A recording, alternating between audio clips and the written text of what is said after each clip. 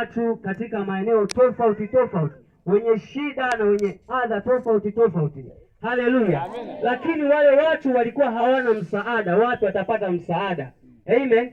Akaanza kuwaalika kwake. Amen. Manake yeye ndiye mwanzo na mwisho wa maisha ya mwanadamu. Haleluya! Kwa akawaalika, njoni kwangu ninyi nyote msumbukao na wenye kulemewa na mizigo. Amen. Amina. Wengine wanajua ni mizigo gani? Haleluya. Amina. Haleluya. Haleluya.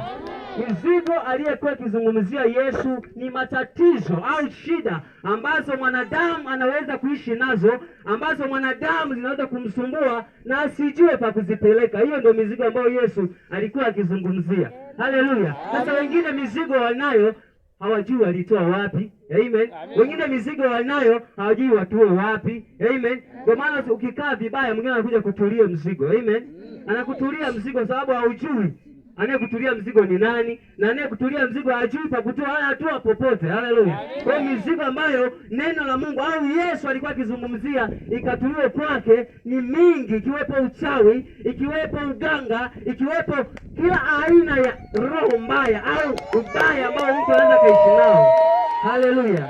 Bwana Yesu asifiwe. Nimesema sitaogopa sura hapa, nimetumwa na Mungu niseme. Amen. Tunasherehekea lakini sherehe inakamilika hapa. Amen. Haleluya. Kwa hiyo hakuna haja ya kukaa na shida nyumbani mwako, hakuna haja ya kukaa na shida chumbani kwako, hakuna haja ya kukaa na shida na mke wako, hakuna haja ya kukaa na shida shambani kwako, hakuna haja ya kukaa na shida nyumbani mwako au mkoani mwako, hakuna haja ya kukaa na shida katika akili yako, hakuna haja ya kukaa na shida kwenye misitu au kwenye miti mirefu. Hiyo mizigo Yesu anayoitaka. Amen. Lazima iweke wazi. Haleluya. Usikae na shida ikakusumbua. Yeye anasema ndiye mwanzo na mwisho, na yeye ndio anasumbukia maisha yako. Amen.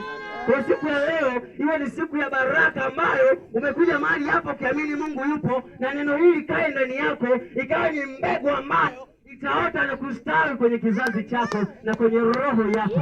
Haleluya. Haleluya. Bwana Yesu asifiwe sana. Neno la Mungu linasema tusiwe wasikiaji na tuwe watendaji. Tusiwe tu wasikiaji. Amen. Kuna mtu anasikia akitoka hapa anaacha na mzigo anaendelea kuushikilia. Haleluya. Neno la Mungu limeshakataa huo mzigo kuushikilia. Ipo siku moja unakupiga chali, ipo siku moja unakulaza, ipo siku moja unakupeleka mbali. Unashangaa mtu anapotea ajulikane ameenda wapi. Amen. Kumbe kale ka mzigo kamempeleka mahali.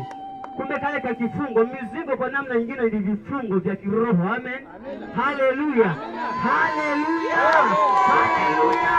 Ulimwengu wa sasa sio kukaa na uchawi.